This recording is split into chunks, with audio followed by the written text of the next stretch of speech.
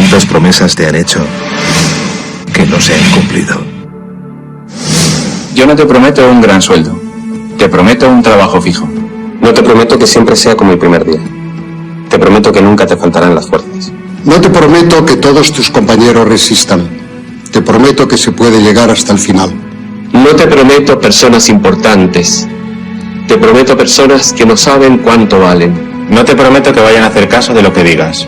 Te prometo que querrás repetirlo una y otra vez. No te prometo la comprensión de los que te rodean. Te prometo que sabrás que has hecho lo correcto. No te prometo que te vayan a pedir ayuda. Te prometo que te necesitarán. No te prometo una decisión fácil. Te prometo que nunca te arrepentirás. No te prometo un trabajo perfecto. Te prometo formar parte de un proyecto inolvidable. No te prometo que siempre vayas a obtener resultados. Te prometo que tu trabajo dará mucho fruto. No te prometo que vayas a tener grandes lujos. Te prometo que tu riqueza será eterna. No te prometo que siempre vayas a poder ser valiente. Te prometo que tu amor será más fuerte que el mío. No te prometo que puedas acabar con el dolor, el sufrimiento y la injusticia. Te prometo que estés donde estés, llevarás esperanza. No te prometo el reconocimiento del mundo. Te prometo una palabra eficaz. No te prometo seguridades humanas. Te prometo la certeza de que has sido elegido. Y te prometo que alimentarás al mundo.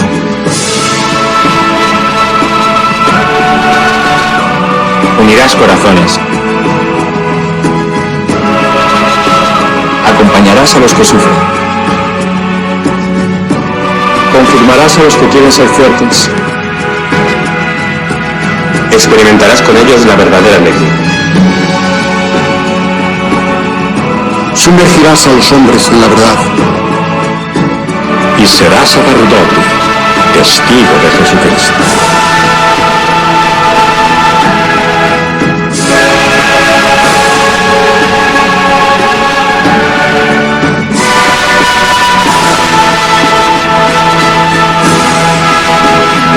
No te prometo una vida de aventuras. Te prometo una vida apasionante.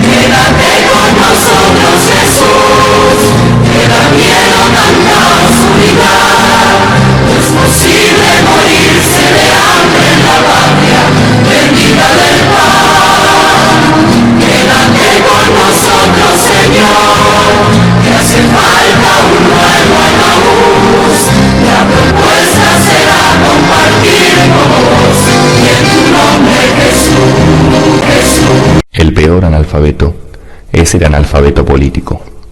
No oye, no habla, no participa de los acontecimientos políticos. No sabe que el costo de la vida, el precio del poroto, del pan, de la harina, del vestido, del zapato y de los remedios dependen de decisiones políticas. El analfabeto político es tan burro que se enorgullece y ensancha el pecho diciendo que odia la política.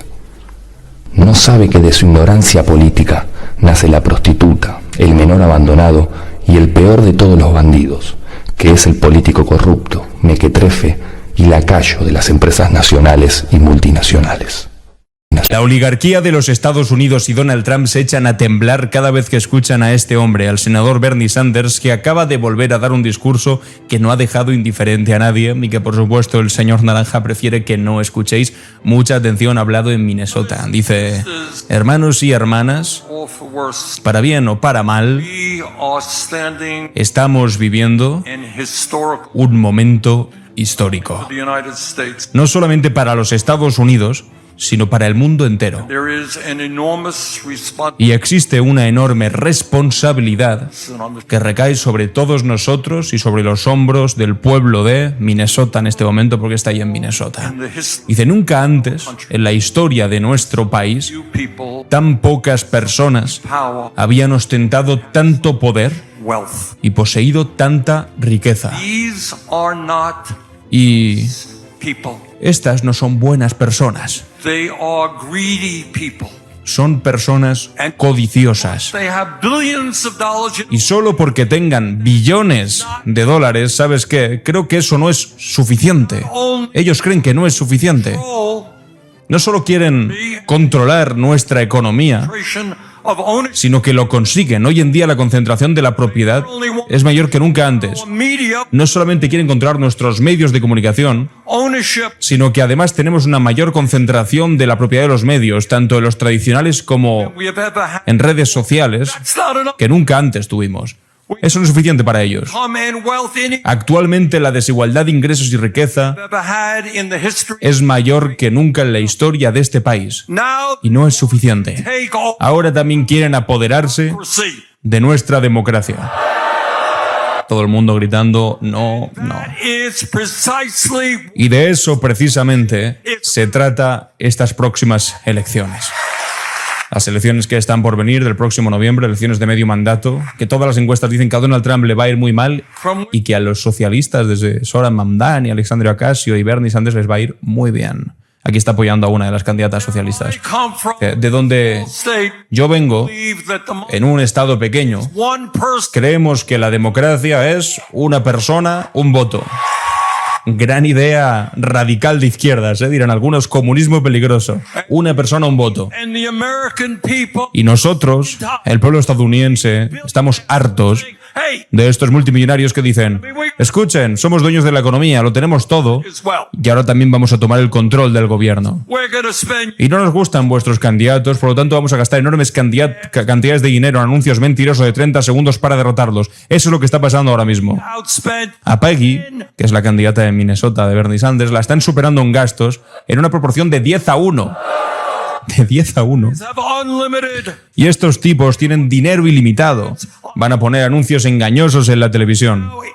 Y ahora mismo, en este preciso instante, si la gente de Minnesota puede levantarse, y estoy seguro de que pueden hacerlo, y mandar al infierno a esos multimillonarios, sus mentiras, sus anuncios de 30 segundos y sus super PACs de inversión, la democracia no va a ser violada.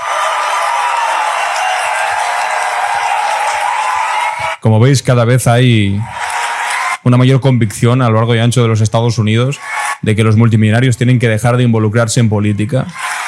Y cada vez sumarte más a ese discurso está consiguiendo más votos dentro del propio Partido Demócrata, donde antes parecía que era, un pecado hablar de esto. Continúa, y de esto se trata esta campaña. Quiero que entiendan, y lo digo por todo el país, que cuando ustedes se enfrentan a esos multimillonarios, como lo van a hacer, y cuando los derroten, brindarán esperanza e inspiración a personas de todo nuestro país y, de hecho, de todo el mundo. Tiene razón, porque aquí está inspirando seguramente a muchos que estáis viendo de partes muy diferentes del mundo y que, de hecho, estamos viendo esto en castellano, en español. Porque esta lucha global, amigos, no va solamente de un país. Hay que entenderlo. Y ahora ya saben cómo han dicho Peggy, Ilhan, Keith, Tina, gente que hablaba antes de él. Ellos consiguieron el dinero, los multimillonarios. Nosotros tenemos a la gente, al pueblo. Y eso es, en pocas palabras, de lo que se trata esta campaña. Y se enmarca dentro de un contexto más amplio. Sé que en Minnesota y sin duda en Vermont, de donde es él, y en todo el país, la gente se rasca la cabeza y mira a su alrededor diciendo, ¿pero qué carajo está pasando en Estados Unidos hoy en día? La gente lo sabe, no importa si es conservador, republicano, socialista, progresista, no importa lo que seas. La gente dice que algo está fundamentalmente mal. Estamos avanzando en la dirección equivocada. Sí. Y parte de ello se debe sin duda a un presidente que es un autoritario, que casualmente no cree en la democracia. Abucheos. Que casualmente no cree en el Estado de Derecho. Alguien que piensa que es apropiado que cada vez tenga más y más poder en sus propias manos. Hoy tenemos un presidente a juicio del pueblo estadounidense que es un narcisista. No hace falta ser un psiquiatra para saber eso. Desde luego que no. Lo sabéis bien quienes estáis viendo este vídeo. Si por este tipo fuera, le pondría su nombre a la mitad de los edificios de Estados Unidos. Esto es una persona que es un mentiroso patológico. Sinceramente, no creo que sepa distinguir entre una mentira y la verdad. Se trata de alguien que de una manera totalmente sin precedentes es un cleptócrata que ha incrementado su riqueza y la riqueza de su familia en miles de millones de dólares desde que es presidente. Todo esto de momento no son opiniones, son hechos lo que está diciendo. Este es un presidente que lanzó un ataque masivo contra las familias trabajadoras, concedió $1 billón en exenciones fiscales al 1% más rico, y después al mismo tiempo, increíblemente, dejó a 15 millones de estadounidenses sin la atención médica que tenían. Y miles de compatriotas estadounidenses, personas con bajos ingresos de clase trabajadora, morirán como resultado de esa decisión. Morirán innecesariamente. Hoy tenemos un presidente que durante su campaña electoral le dijo al pueblo estadounidense lo mucho que se oponía a las guerras interminables. Y luego inició una guerra con Irán que ha provocado la muerte de 17 estadounidenses, las heridas de cientos más y la pérdida de vidas de miles de hombres, mujeres y niños inocentes en Irán y los países vecinos. Y esa guerra continúa y continúa. Pero por muy peligrosa y disfuncional que sea la administración Trump, la mayoría de las familias trabajadoras entienden que la crisis a la que nos enfrentamos es mucho más profunda que Trump. Esto es importante. Comprenden que durante décadas las políticas del establishment y la política del establishment ha beneficiado al 1%, pero no a la clase trabajadora. Y aquí cuando habla de política del establishment, incluye a mucha gente de su propio partido, del Partido Demócrata, que han sido lo mismo en términos de políticas económicas. Se entiende cada vez más por todo el país que en el país más rico de la historia del mundo, que es lo que se supone que somos hoy, el 60% de nuestra gente vive día a día, de cheque a cheque, de pago a pago. Todos ustedes saben lo que significa vivir de esa manera. Peggy, la candidata a la que está apoyando, creció en una familia que vivía día a día, dependiendo del sueldo que recibía. Yo también. Y eso significa que la gente se estresa a diario. ¿Cómo carajo voy a pagar el alquiler cuando el casero sube un 20%? ¿Qué ocurre si mi coche se avería? Si me llega una factura de reparación de $1,000 y no puedo permitirme arreglarlo, ¿cómo llego al trabajo? Y si no consigo trabajar, ¿cómo voy a alimentar a mi familia? ¿Qué ocurre si mi hijo se enferma y no tengo un seguro médico? ¿Y qué sucede, tal vez, si hubiera trabajado toda mi vida y quisiera jubilarme con un mínimo de dignidad y seguridad, pero no tengo nada en el banco. Eso es lo que está sucediendo en todo Estados Unidos y en todo el mundo. Las familias de clase trabajadora luchan por llevar comida a la mesa, por pagar las necesidades básicas de la vida, y la gente que está en la cima nunca lo ha tenido tan bien para ellos.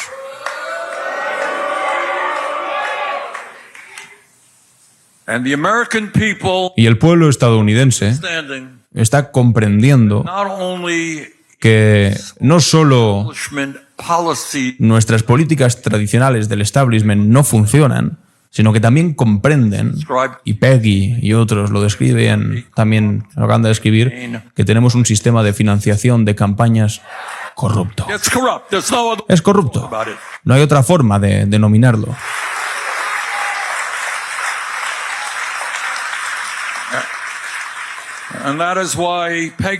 Y eso es por lo que Peggy entiende que no hay nada más importante que revocar esa desastrosa decisión de la Corte Suprema en el caso de Citizens United, que es, ya lo sabéis, quien hayáis escuchado unos cuantos discursos de Bernie Sanders, la decisión del Tribunal Supremo que permitió que se inundase la política de los Estados Unidos de dinero de multimillonarios, lo cual ha producido, pues bueno, lo que ya sabéis que ha producido. Es una auténtica locura y pérdida de la democracia real.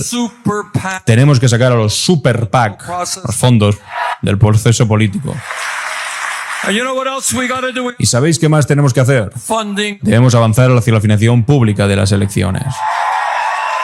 Una cosa de sentido común, de verdad. Algunos dirán que esto es comunismo radical. Esto es lo que pasa en Europa. Y sin embargo en Estados Unidos lo ven como una cosa de comunismo radical.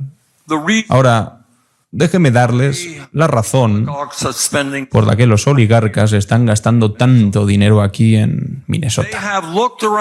Durante el último año han observado toda la situación del país y se están dando cuenta de que el pueblo estadounidense, de costa a costa, está harto de los políticos y las políticas que defienden al statu quo. Insisto, siempre habla de los dos partidos aquí, tanto en el republicano como en el demócrata. No está salvando a unos pocos demócratas. Ellos saben lo que tú y yo sabemos. Y eso es que los progresistas han estado derrotando a los candidatos del establishment por todo el país.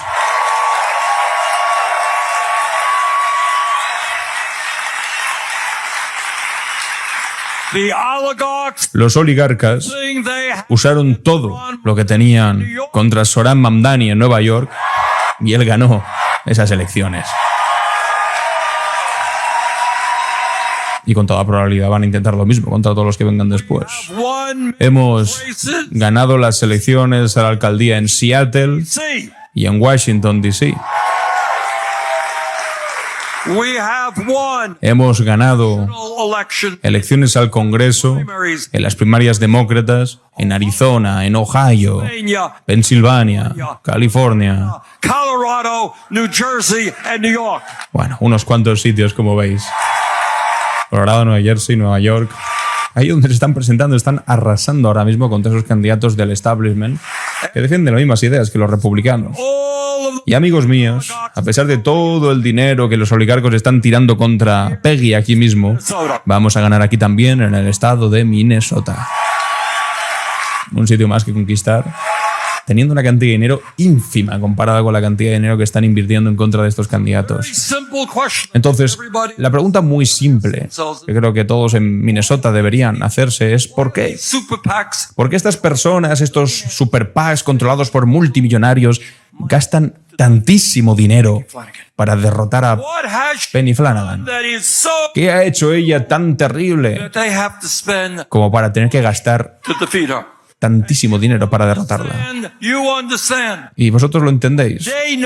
¿Entendéis que lo que ellos saben es que Peggy va a plantar cara a la avaricia de la clase multimillonaria y a luchar por las familias trabajadoras? Si fuese alguien a quien se pudiese comprar, no gastarían tanto dinero en intentar que no se le eligiese. Gastarían el dinero en comprarla, y ya está, que es lo que habitualmente han hecho con los candidatos, tanto del Partido Demócrata como Republicano. Y la agenda por la que Peggy está luchando es la agenda del pueblo estadounidense. ¿Alguien aquí, alguien en esta sala, Tenemos aquí a 1000 personas. ¿Alguien aquí piensa que el sistema de salud estadounidense está funcionando? No, dicen.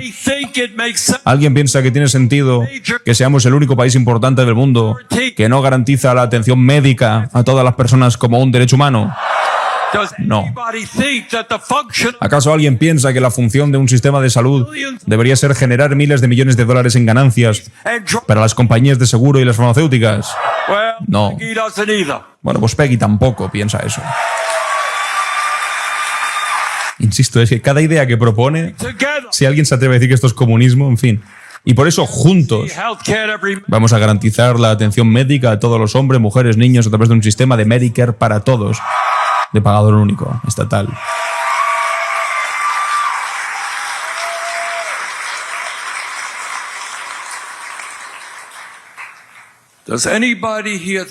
¿Alguien aquí piensa que tenemos una economía mínimamente equitativa?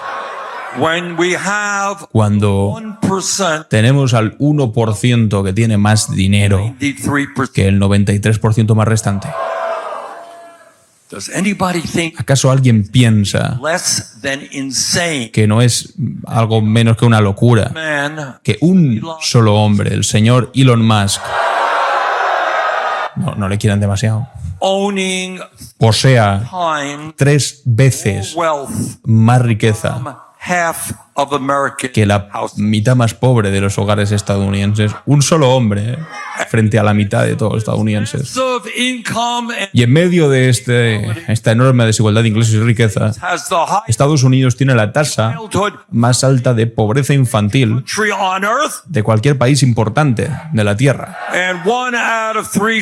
Y 1 de cada 3 adultos mayores, ancianos, tiene dificultades económicas. Entonces, lo que Peggy Flanagan entiende y lo que todos ustedes entienden, la mayor parte del pueblo estadounidense lo entiende, es que cuando 977 multimillonarios en Estados Unidos, después de haber recibido la mayor exención fiscal de impuestos de la historia de Donald Trump, se volvieron 2,2 billones de dólares más ricos solo por esa ley, lo que Peggy sabe, lo que yo sé, es que estos tipos por fin van a tener que empezar a pagar la parte justa de impuestos que les corresponde, que es absolutamente lo contrario de lo que ha hecho Donald Trump. A ver si alguien tenía algún tipo de duda. Eliges a un multimillonario. ¿Qué creías que iba a hacer? Pues recortar los impuestos para los multimillonarios como él, que es recortarse a sí mismo también. No vamos a permitir que los multimillonarios se hagan más ricos y eviten los impuestos mientras la gente duerme en la calle y los niños pasan hambre. Eso va a cambiar.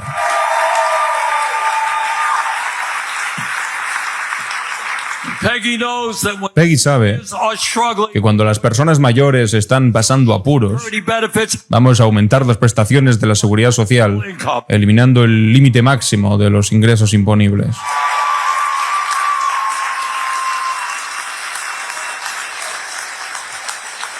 Qué horror el comunismo.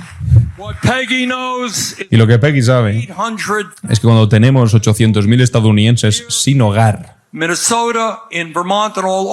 aquí también en Minnesota, en Vermont y por todo el país, cuando tenemos 20 millones de hogares que gastan la mitad o más de sus limitados ingresos, en lugar de gastar más de $1 billón en el ejército, vamos a construir millones de viviendas asequibles y de bajo coste para todos.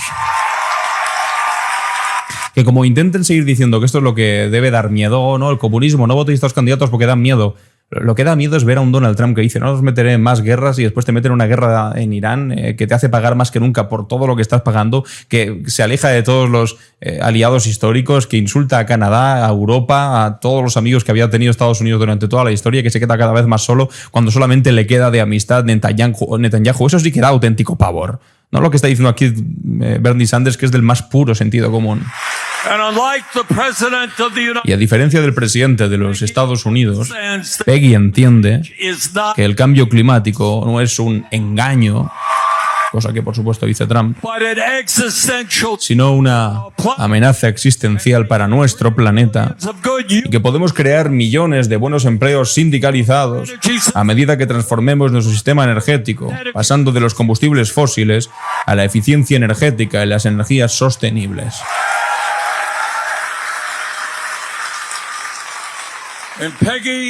Y Peggy entiende que la inteligencia artificial, parte interesante esta, y la robótica, desarrolladas e impulsadas por las personas más ricas del planeta entero, Musk, Bezos, Ellison, Zuckerberg y otros, son las tecnologías más transformadoras de la historia de la humanidad. Tendrán un impacto en todos los hombres, mujeres y niños. Y si no nos ponemos las pilas, podrían acabar en las próximas décadas con decenas de millones de empleos bien remunerados. Es que esto es una crisis que hasta que no nos la veamos encima hay mucha gente que ni siquiera se va a enterar de lo que está pasando. Podrían aniquilar nuestros derechos de la privacidad.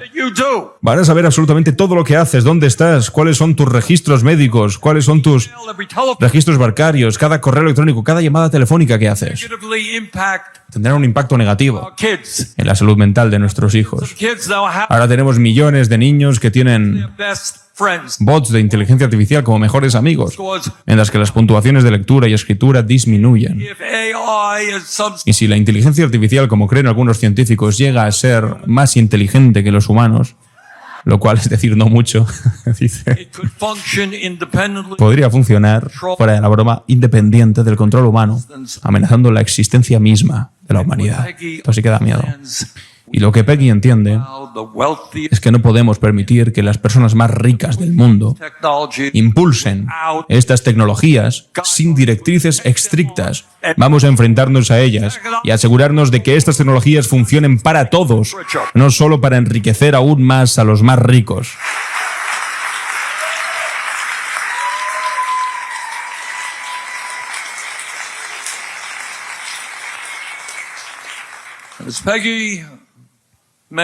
Como Peggy mencionó en sus declaraciones, hay otra razón por la que los super PAC están gastando una fortuna en su contra. En mi opinión, Israel, como cualquier país, tenía derecho a responder a un ataque terrorista, pero no tenía derecho a librar una guerra total contra el pueblo palestino.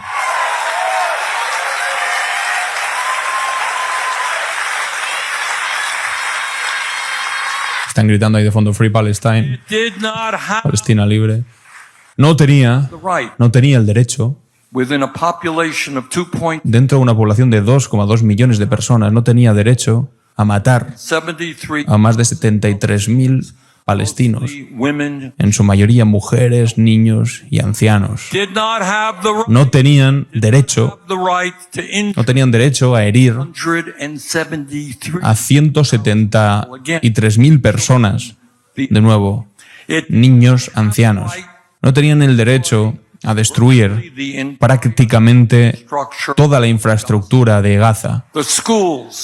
Las escuelas, los centros de salud, los sistemas de agua, las plantas de tratamiento de aguas residuales, la red eléctrica, no tenía derecho a dañar o destruir el 92% de las viviendas en Gaza. En otras palabras, Israel no tenía derecho a cometer un genocidio contra el pueblo de Gaza. Que esto es una cosa que durante mucho tiempo ha costado mucho decirlo en Estados Unidos y ahora también está funcionando. De hecho, Soran Mamdani acaba de hacer un vídeo tremendo en el que explicaba cómo si llegaba Netanyahu a Nueva York para las Naciones Unidas, él iba a hacer lo imposible para detenerlo. Como pide la Corte Penal Internacional, por cierto, que tiene una orden de arresto, ese criminal de guerra, por criminal de guerra.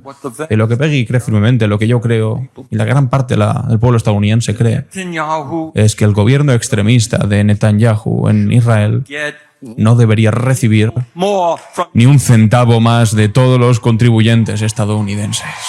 Ni añadiría ni europeos ni latinoamericanos, porque reciben dinero de demasiados sitios, al mismo tiempo que dan también para decidir que haya políticos electos que después, cuando gobiernan, les ayudan en este tipo de actividades criminales. Así que, hermanos y hermanas, va terminando ya. Los ojos del país literalmente están mirando a Michigan, a Minnesota, a Maine, mirando a otros estados del país. Y el problema no es complicado. La cuestión es sí o sí no los multimillonarios y su avaricia podrán derrotar a los candidatos que defienden a la clase trabajadora de este país. De esto se trata esta campaña, ni más ni menos que eso. Ahora bien, lo que sí puedo decirlo, porque he trabajado con grupos de todo el país, es que estas personas que están en la cima tienen cantidades de dinero infinitas, infinitas. Es decir, cuando eres multimillonario puedes gastar 20 millones de dólares como si fueras a tomar un café. Ni siquiera saben qué ha sido. Eso es cierto, lo digo en serio. Y con ese dinero contratan a sus consultores, compran tiempo en televisión y averiguan cómo pueden usar la inteligencia artificial de maneras horribles y deshonestas para emitir anuncios televisivos engañosos. Son muy buenos en eso. Pero lo que no pueden hacer es movilizar a la gente. Porque no tienen nada que decirles a los trabajadores de este país, a los jóvenes de este país.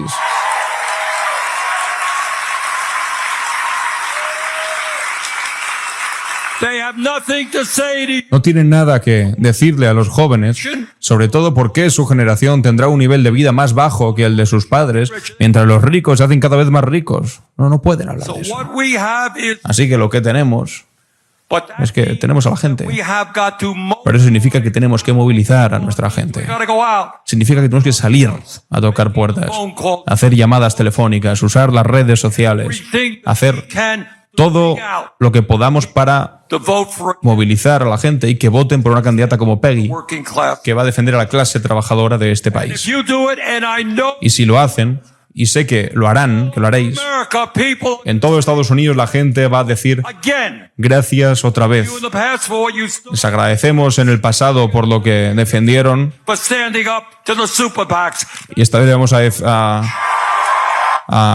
agradecer por enfrentarse a los Super PAC también. Muchas gracias a todos. Bueno, aquí termina el discurso de un Bernie Sanders que se está pegando una campaña brutal por todo el país.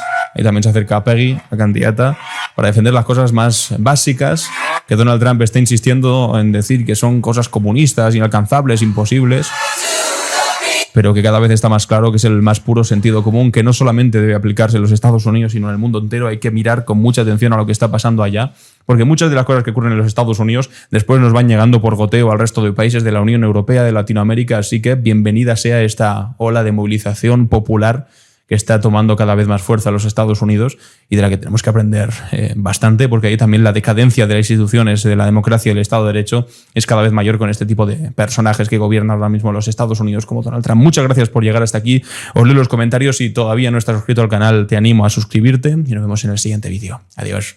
No fueron 6 dictaduras sueltas. Fue Estados Unidos usándolas para torturar, asesinar y robar los hijos de los opositores. Lo llamaron Plan Cóndor. En 1975, 6 dictaduras firmaron en Santiago un pacto para cazar opositores entre todas, cruzando cualquier frontera. En Argentina, el peronismo. En Chile, la gente de Allende. En Uruguay, los tupumaros. En Bolivia, la izquierda de Torres. En Paraguay y Brasil, comunistas y opositores. Una cacería contra toda la izquierda del continente. ¿Y quién los financió? Solos no podían. La CIA les armó el sistema para fichar a miles de personas, porque ningún país de la región tenía cómo. La central de comunicaciones secretas estaba en una base norteamericana en Panamá, y a los torturadores los formaron en la Escuela de las Américas. Sin Estados Unidos, el Plan Cóndor no existía. No te perseguían en tu país, te perseguían en todos. Un exiliado no estaba a salvo en ningún lado. Te secuestraban en Buenos Aires, en Montevideo o en plena Washington, donde volaron con un coche bomba a un ex canciller chileno a 10 cuadras de la Casa Blanca. Y los hijos de los secuestrados se los quedaban. A las embarazadas las dejaban parir y les robaban el bebé para dárselo a familias de militares y criarlos lejos de las ideas de sus padres. Por eso las abuelas todavía hoy buscan a sus nietos. Y esto no me lo invento. Están los archivos descalificados del propio Estados Unidos. Antes te imponían el gobierno con tanques. Ahora te pregunto una sola cosa. ¿Y si volvieron? Solo que esta vez los estamos votando.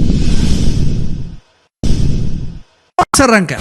El día de hoy Argentina se sorprendió con un tuit de la vicepresidenta de Argentina, ¿ok? Victoria Villarruel. Un tuit, ¿no? Que, por ejemplo, arranca con vamos a ver, ¿dónde arranca? ¿No? Arranca con, vamos a poner aquí, Victoria Villarruel. Esa locura galopante, ¿no? Porque es un tuit medio X. La retuiteó. El presidente parece contagioso del delirio. ¿no? Escribe Victoria Villarroel el día de ayer, 29 de julio.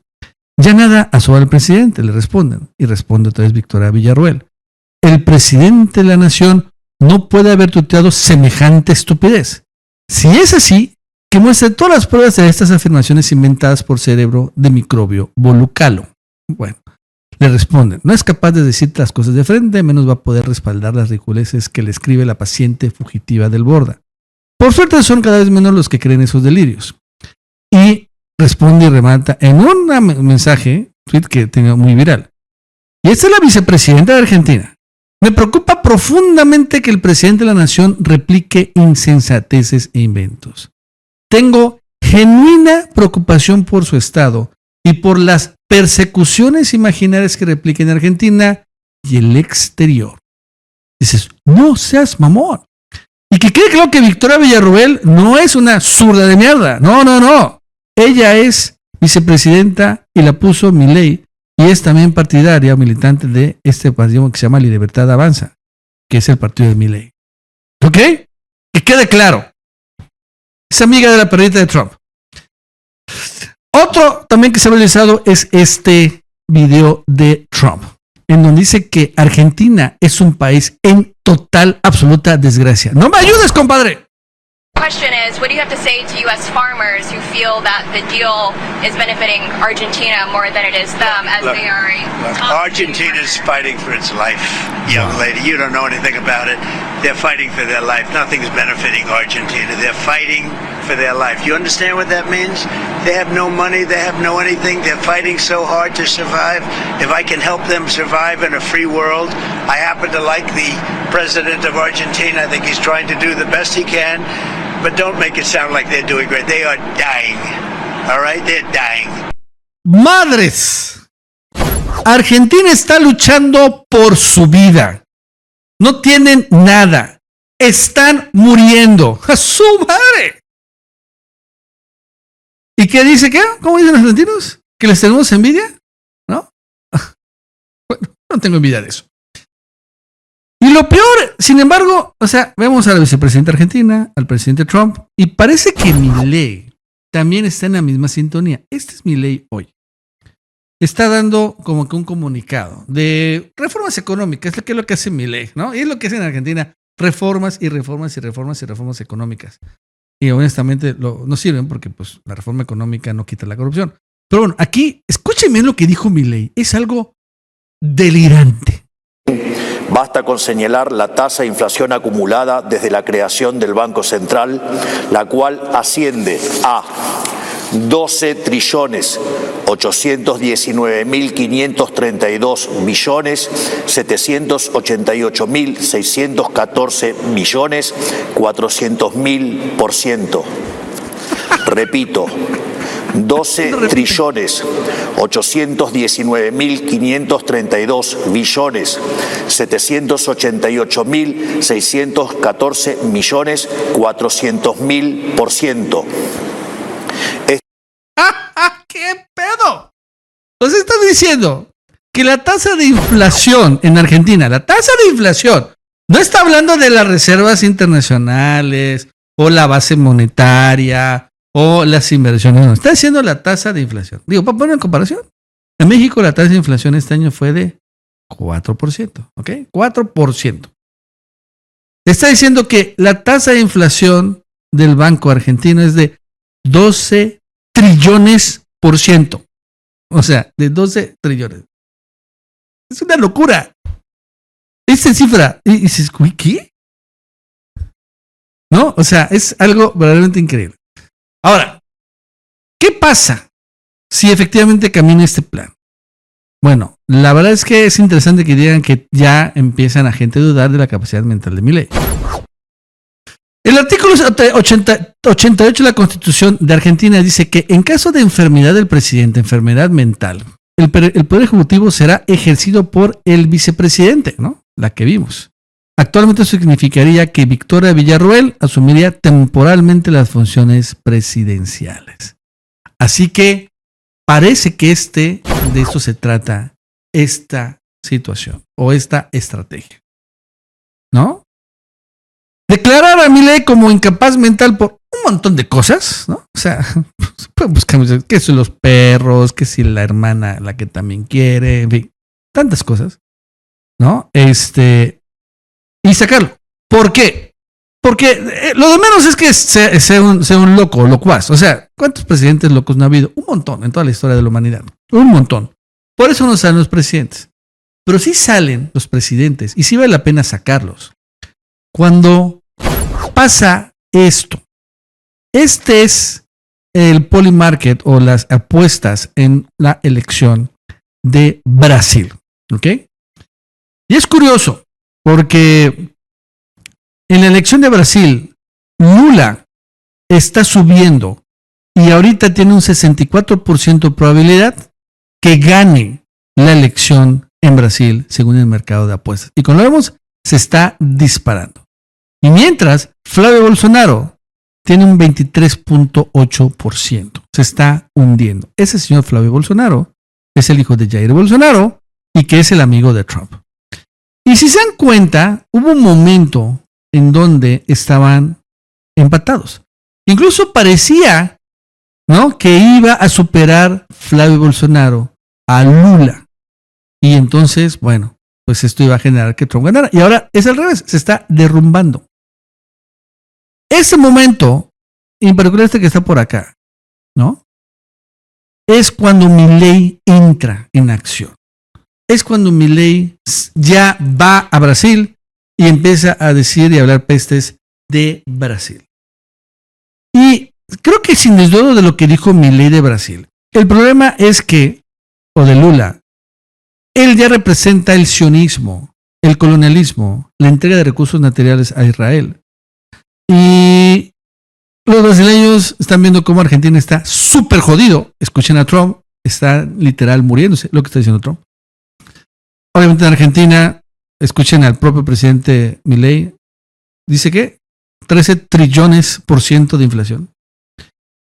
Y el hecho de que ya no les alcance ni para comer carne de burro, y lo único que tienen como confort es su selección, y ya ni Messi está ahí, ni siquiera ganaron la copa.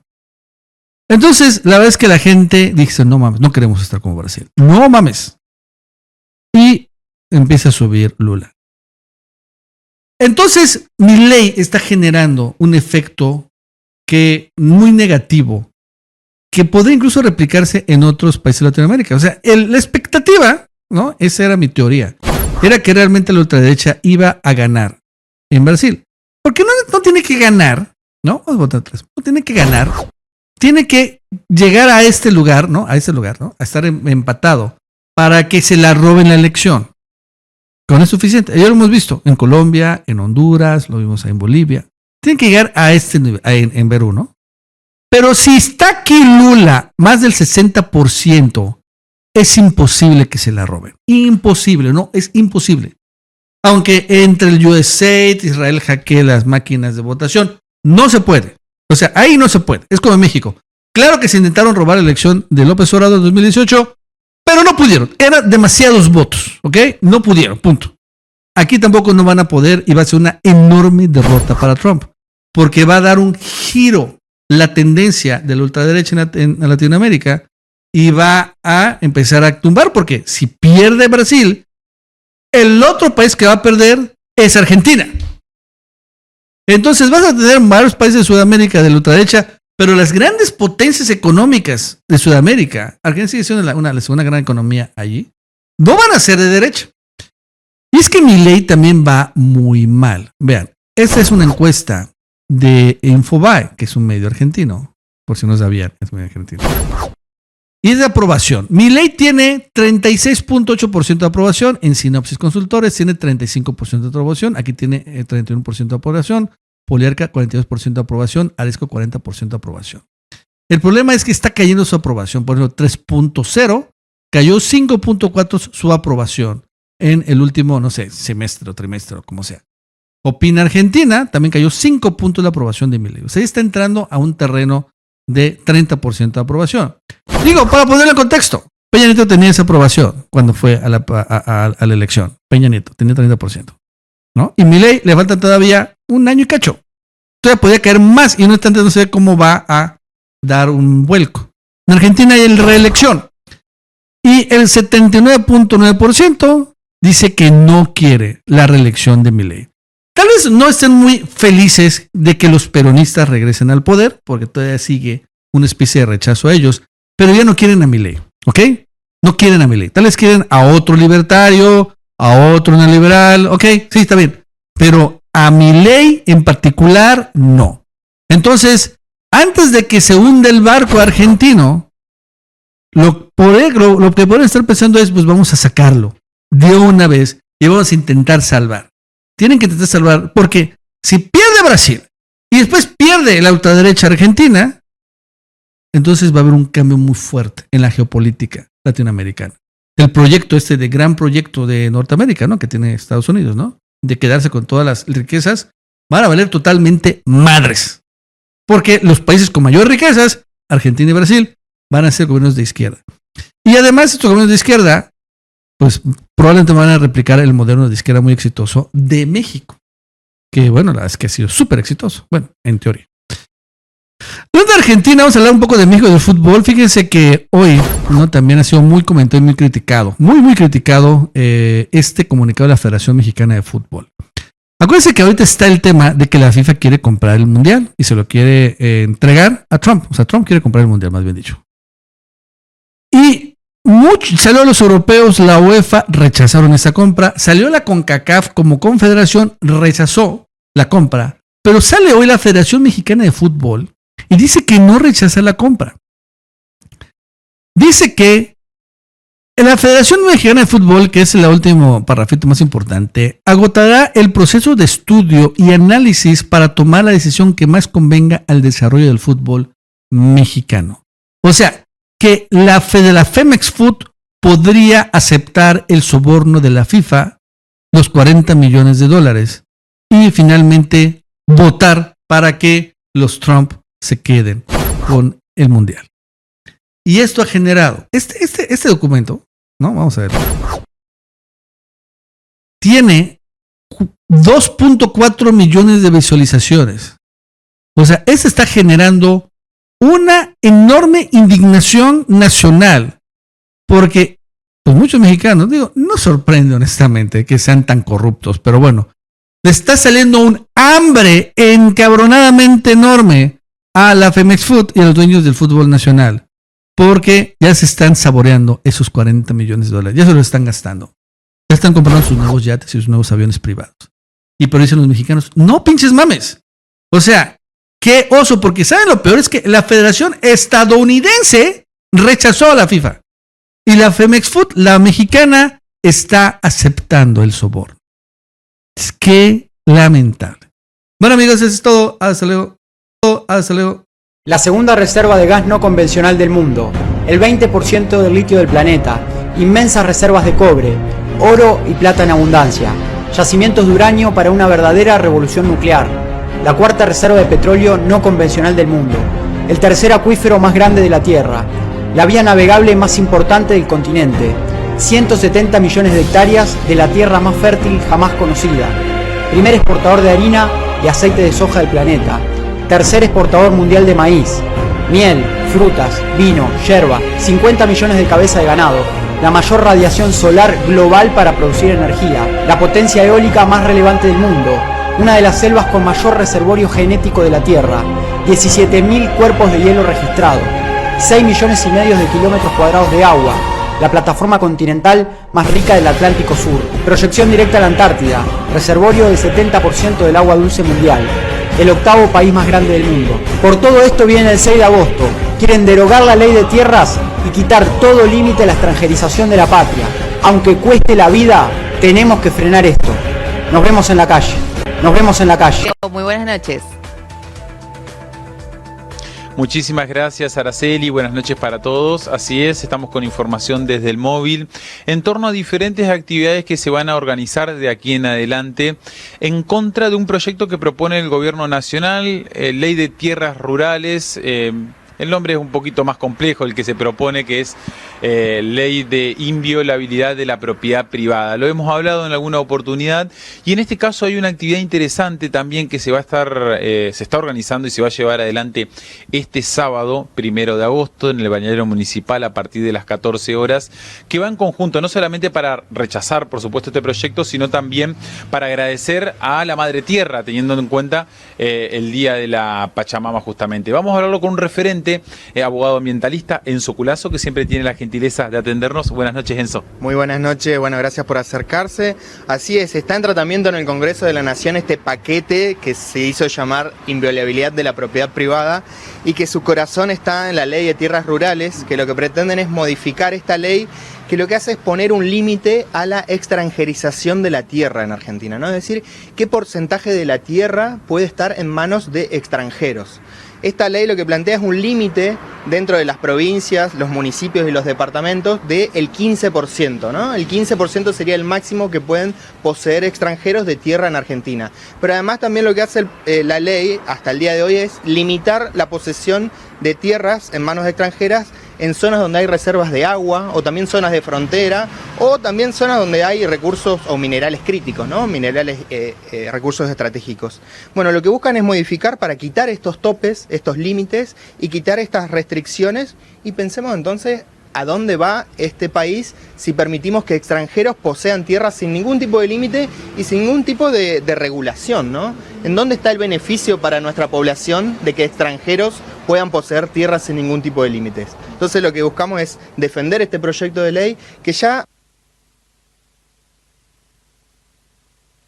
la sesión fue después del partido contra Inglaterra, Argentina-Inglaterra, y se cayó realmente la sesión porque no les daba la cara a nuestros senadores para decir, bueno, por un lado defiendo las Islas Malvinas, pero por el otro lado voto una ley que hace que el territorio argentino se pueda extranjerizar sin ningún tipo de límite.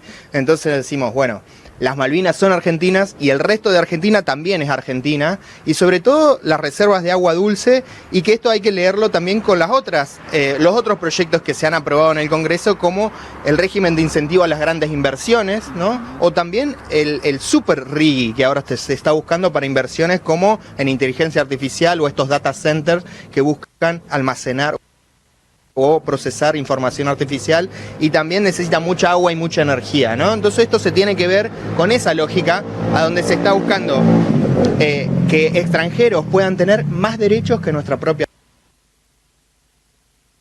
población, ¿no? Hay un caso concreto que se hizo viral en este último tiempo y que reavivó un poco el debate sobre esta ley, que es sobre un pueblo que fue vendido a un estadounidense, si no me equivoco el nombre, Valle Hermoso, en la provincia de La Rioja, ¿no? Imagínense casos como esos donde de repente un pueblo entero está en manos extranjeras. Pero también puede pasar como por ejemplo el Lago Escondido, donde una reserva estratégica de agua está en manos de John Lewis, un inglés, que es uno de los que más tierras tiene de Argentina, extranjeros, y donde se prohibía el ingreso a ese recurso de agua, ¿no? Donde en realidad en Argentina todos los recursos de agua son de dominio público, ¿no? Y por ende están fuera del comercio. Nadie puede prohibirte el ingreso a ese lugar. Entonces, cuando extranjeros vienen, obviamente que no vienen para beneficiar o para el bienestar general de la población argentina, sino que vienen a llevar adelante proyectos que muchas veces son extractivos, proyectos que vulneran los derechos de las poblaciones, como por ejemplo en los salares, ¿no? Donde está el litio. Pensemos lo que está pasando ahí. Muchas poblaciones que habitaban hace cientos de años esos lugares tienen que terminar yéndose de esos lugares porque el agua que necesitan para seguir viviendo ya no está garantizada, ¿no? Entonces, bueno, lo que hacemos este sábado es invitar al próximo, al 6 de agosto, que va a ser el día en que se va a tratar en el Congreso, pero también este 1 de agosto en el balneario municipal vamos a estar haciendo una ceremonia de agradecimiento a la Madre Tierra, porque bueno, es el día de la Pachamama, 1 de agosto, y bueno, las culturas que han habitado estas tierras celebran desde aquel entonces esta fecha y nos parece importante agradecerle al río Paraná todo lo que nos da, desde el agua que tomamos todos los días hasta los paisajes que disfrutamos y obviamente todo el sinfín de beneficios que nos genera vivir a la vera de este gran río. ¿Cuáles son las actividades que tienen previstas? ¿Quiénes se pueden acercar el sábado? Bueno, la invitación es abierta a toda la comunidad. En primer lugar, vamos a difundir la convocatoria para el 6 de agosto, para rechazar estar siguiendo la sesión del Congreso y rechazar esta que se apruebe en el Senado. Y por el otro lado vamos a estar haciendo una ceremonia de agradecimiento a la Madre Tierra, bueno, aprovechando la fecha y también aprovechando de que nos tenemos que encontrar y tenemos que tener un momento de agradecerle a este pariente del mar todo lo que nos brinda. Otro de los temas, regresando a lo que propone el proyecto, habla del derecho de la propiedad privada. ¿No es algo que ya está establecido en la ley actualmente? Bueno, desde que se sancionó nuestra Constitución Nacional en 1853, que la propiedad privada es inviolable. Claro. ¿No? Más allá de las falencias que se pueden encontrar, quizás que será tema de debate aparte, digo, la falta de accionar de la justicia, el funcionamiento del mismo para que se aplique la ley, quizás son temas para debatirlo que merecen un debate, pero es quizás como que se corre un poco del eje, el problema de ese lado lo plantean también. Buscan justamente el título inviolabilidad de la propiedad privada, busca darle ese tinte, cuando en realidad la propiedad privada ya es inviolable desde los inicios de nuestro Estado Nacional, pero lo que tenemos que entender es que el ejercicio de la propiedad no es absoluto, o sea, hay límites cuando yo ejerzo mi propiedad y sobre todo cuando el ejercicio de mi propiedad afecta un derecho de incidencia colectiva, como es el derecho a vivir en un ambiente sano, ¿no? Eso ya está limitado hoy en día, yo no puedo hacer lo que quiera porque soy el dueño solamente, y si en ese ejercer mi derecho de propiedad, yo estoy perjudicando a otra persona, ¿no? Entonces, eso lo sabemos desde un principio. Mi derecho termina cuando empieza el del otro. Claro. Y empieza el del otro cuando empieza el derecho colectivo a vivir en un ambiente sano, que no solo es nuestro derecho, sino también es el derecho de las generaciones futuras. Entonces nosotros estamos en ese derecho representando a quienes todavía no viven aquí, pero tenemos que legarle un futuro que sea de una vida posible. Y bueno, justamente el río Paraná es algo que lo tenemos que pensar. ¿Qué río le estamos dejando a las futuras generaciones y qué agua van a tomar las futuras generaciones? Más que interesante, Enzo, y más que nada también aprovechando el conocimiento que tenés sobre el tema, vamos a seguir escuchando diferentes voces y por supuesto la invitación para el sábado. Gracias. Muchas gracias a ustedes, un fuerte abrazo. La palabra de Enzo Culazo, con estos temas interesantes, el proyecto de ley que propone el gobierno nacional ya tuvo media sanción en Cámara de Diputados, se ha intentado avanzar en 2 oportunidades en el Senado, bien como lo explicaba Enzo, no se pudo obtener, hay una sesión prevista para el mes de agosto con respecto a este proyecto, seguimos escuchando las diferentes voces y a raíz de ello también la actividad que está previsto este 1 de agosto por el Día de la Pachamama, 14 horas en el Bañero Municipal. Adelante ustedes. Adelante. Bien. El lunes ya vamos a estar ahí con todo el equipo, agradeciéndole siempre que nos acompañen, como cada tarde. Y yo esta semanita un poco de trabajo y un poco de descanso, por eso me tomé unos días de vacaciones, pero para poder presentar el libro que con tanto generosidad y cariño lo han recibido en tantos lados. Bueno, hoy ya, viernes y el lunes, si Dios quiere, estaremos todos para hacer el programa desde allí y celebrar los 3 años de este programa que a nosotros por lo menos tanto nos ha dado, pero lo voy a dejar para el lunes, porque será ese día en que entre todos compartiremos una tarde, entiendo que distinta. Pero hoy quiero sumar una reflexión editorial más, en donde quizás la pregunta que la regula esta reflexión es ¿cuánto más va a suceder? ¿Cuánto más hace falta para darnos cuenta que la pelota está de nuestro lado? Y cuando digo la pelota está de nuestro lado, digo de todos aquellos que entendemos que el gobierno de Milei debe tener su último día de gobierno el 16 de diciembre del 27. De esto ya no hay duda, más allá de que, por ejemplo, por supuesto, la democracia y las elecciones son las que lo van a determinar, ni más ni menos que eso. Está claro que lo que está en juego con la continuidad de Javier Milei y de los libertarios en el gobierno es la Argentina toda. Nunca ha pasado, salvo con la dictadura, pero en los gobiernos democráticos nunca ha pasado que la continuidad, la posible continuidad de un gobierno sea el certificado de defunción de un país, de una patria, de una nación. La posible reelección de Javier Milei es el certificado de defunción de nuestra patria. No tengo duda de esto. No tengo duda cuando miro nuestros recursos naturales, nuestro territorio, nuestra salud, nuestra educación, nuestra ciencia, nuestro trabajo, nuestra industria, a nuestros jóvenes, a nuestros niños, a nuestros adultos. No tengo duda. Ahora, les decía, la pelota está de este lado. Y la pelota está de este lado significa que cada vez hay menos tiempo para organizarnos, para construir una fuerza popular que definitivamente le diga a Milei, hasta acá llegaste. Yo creo que hay que empezar a multiplicar entre nosotros, todos y todas, los que querramos seguir teniendo una patria. Señores, Milei debe irse. Milei debe irse en los tiempos que la democracia así lo determina.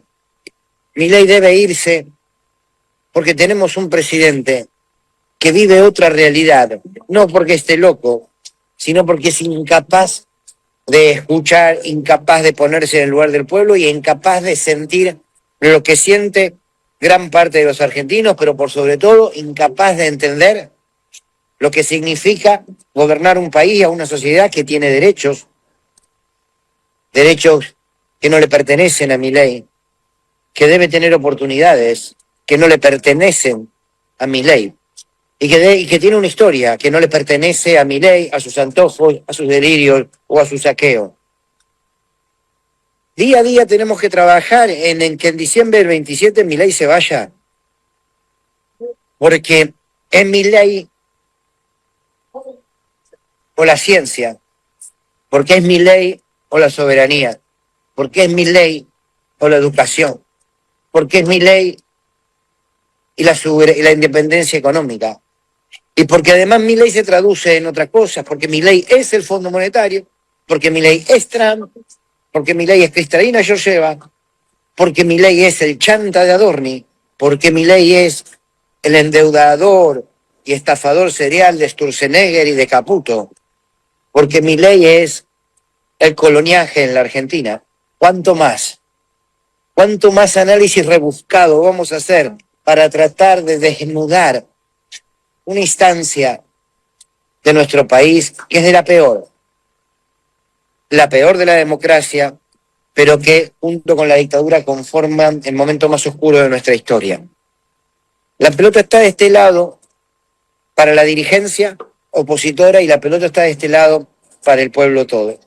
Cada vez estoy más convencido que urge la necesidad de construir un frente que exceda al peronismo, con el peronismo como columna vertebral, pero que lo exceda. Urge construir un espacio transversal donde todos y todas, más allá de la representatividad electoral que cada uno tenga, pero donde todos y todas puedan ser escuchados precisamente a partir de lo que representan. Estoy convencido que es urgente empezar a llamar a las cosas por su nombre y decir, señores, señoras, aquí no hay más tiempo para la interna, esto lo hemos dicho hasta el cansancio, acá necesitamos definir quién será el candidato que va a expresar la esperanza para terminar con este gobierno profundamente cruel y antipatriótico. Necesitamos ya definitivamente decir, señores, la esperanza se construye por acá. Y ustedes saben lo que pienso, lo he marcado en más de una oportunidad. Yo nunca creo que la política se sintetice en un nombre ni en un apellido. Pero sí está claro que a veces se constituyen como síntesis de representar a muchos. Entonces, la posibilidad de construir una unidad con esos muchos, que sea política y que se exprese después en un liderazgo, es lo que urge. Yo le pido humildemente, no soy nadie, soy un comunicador más que tiene la suerte de poder trabajar en uno de los medios, tanto en radio como en televisión, más importantes de la Argentina. Y desde este humilde lugar que me toca ocupar, entre medio de un colectivo, yo le pido al campo nacional y popular que vayan definiendo, que se corran de la interna. Señores, es Axel Kicillof, es Axel Kicillof. Vamos a construir ese frente, vamos a potenciarlo. No es Axel Kicillof, es otra persona. Cristina Kirchner puede, no puede, se dará la discusión. Mientras tanto, con este escenario de aquí, con esta posibilidad de construir poder a partir de la unidad, es lo que nos debe quitar el sueño. Porque no vamos a hacer a tiempo. No vamos a hacer a tiempo, no de un nuevo diagnóstico de Milei, eso lo tenemos claro. No de un diagnóstico con rasgos futuristas, a ver hacia dónde termina este gobierno. Eso también lo tenemos claro. Lo que necesitamos profundamente es ponerle nombre y apellido a la esperanza posible. Necesitamos que alguien que represente un colectivo, no el individualismo, alguien que represente un colectivo nos diga vamos, porque el 10 de diciembre le tenemos que poner un límite a este saqueo. Ojalá el 6 de agosto, en esta marcha en contra de la ley de tierra, se vea la primera foto. Hay que empezar a construir la esperanza y el claro mensaje de que tenemos con qué salir de Milei. No nos merecemos este gobierno, no nos merecemos sus políticas, no las merecemos. Y está en nosotros poder revertirlo. Se apuran los tiempos. Los que entiendan esto en la dirigencia seguramente van a ser acompañados. Los que quieran extender los tiempos porque creen que les sirve como estrategia, o los que entiendan que hay que perder una vez más para fortalecer un nuevo poder en el futuro, serán responsables de este desastre. Entonces, si tenemos claro hacia dónde vamos, si tenemos claro que esto no puede continuar, debemos tener claro que somos nosotros los responsables de construirlo. Y para quienes han asumido el rol político para transformar la patria, que pongan la cara, que definitivamente digan somos nosotros, vamos por acá y a dar la batalla que la democracia nos permite. Y que el pueblo elija. Pero vamos a empezar a amalgamar fuerzas ahora, no 3 meses antes de las elecciones. Ahora. Tenemos que hacer una gran manifestación, una pueblada para sacar a todos estos jueces de mierda, pero una pueblada de verdad, una pueblada contra los jueces, una pueblada que demostremos como el 20 y el 21 de diciembre que el pueblo está harto y podrido y que tiene que salir a la calle.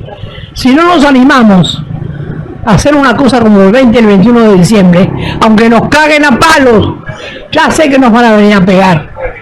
Pero lo más importante es hacer una pueblada contra todos los jueces atorrantes que...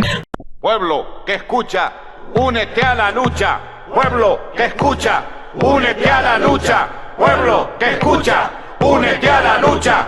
Pueblo que escucha, únete a la lucha. Pueblo que escucha, únete a la lucha. Pueblo que escucha, únete a la lucha. Pueblo que escucha, únete a la lucha. Pueblo unido, nunca vencido. Pueblo unido, nunca vencido. Y luche, luche, luche, no deje de luchar. Y luche, luche, luche, no deje de luchar. Por un canto de obrero, obrero y popular. Y luche, luche, luche, no deje de luchar.